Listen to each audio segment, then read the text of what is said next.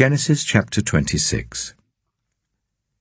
Now there was a famine in the land, besides the previous famine in Abraham's time, and Isaac went to Abimelek, king of the Philistines, in Gerar.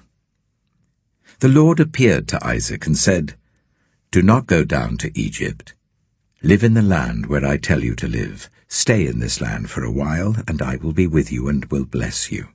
For to you and your descendants I will give all these lands, and will confirm the oath I swore to your father Abraham. I will make your descendants as numerous as the stars in the sky, and will give them all these lands.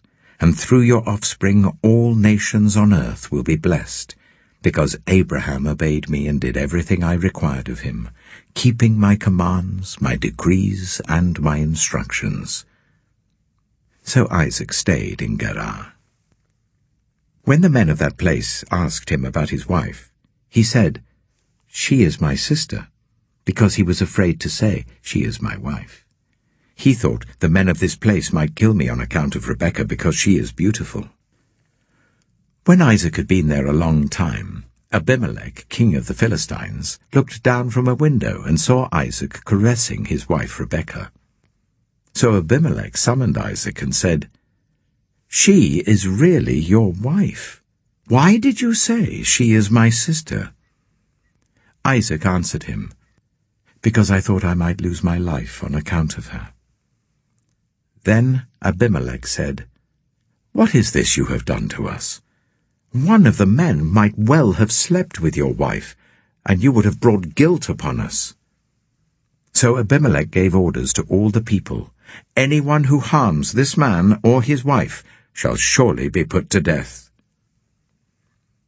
Isaac planted crops in that land, and the same year reaped 100-fold, because the Lord blessed him. The man became rich, and his wealth continued to grow until he became very wealthy.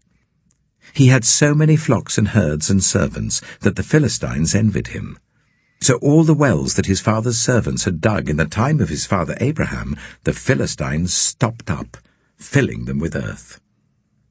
Then Abimelek said to Isaac, "Move away from us. You have become too powerful for us." So Isaac moved away from there and encamped in the valley of Gerar, where he settled. Isaac reopened the wells that had been dug in the time of his father Abraham, which the Philistines had stopped up after Abraham died, and he gave them the same names his father had given them. Isaac's servants dug in the valley and discovered a well of fresh water there. But the herdsmen of Gerar quarrelled with those of Isaac and said, "The water is ours." So he named the well Esek, because they disputed with him. Then they dug another well, but they quarrelled over that one also. So he named it Sitnah. He moved from there and dug another well, and no one quarrelled over it. He named it Rehoboth, saying, "Now the Lord has given us room, and we will flourish in the land." From there he went up to Beersheba. That night the Lord appeared to him and said, "I am the God of your father Abraham.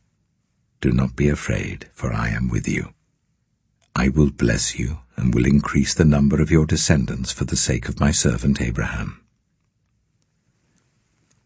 Isaac built an altar there and called on the name of the Lord.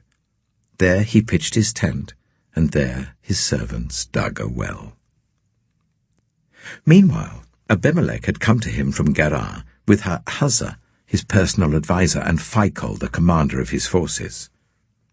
Isaac asked them, "Why have you come to me, since you were hostile to me and sent me away?" They answered, "We saw clearly that the Lord was with you. So we said there ought to be a sworn agreement between us and you. Let us make a treaty with you, that you will do us no harm, just as we did not harm you, but always treated you well and sent you away peacefully. And now you are blessed by the Lord." Isaac then made a feast for them, and they ate and drank. Early the next morning the men swore an oath to each other. Then Isaac sent them on their way, and they went away peacefully.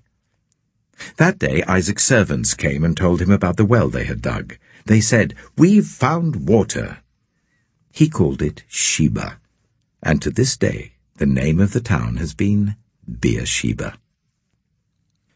When Esau was 40 years old, he married Judith, daughter of Beeri the Hittite, and also Basemath, daughter of Elon the Hittite. They were a source of grief to Isaac and Rebekah.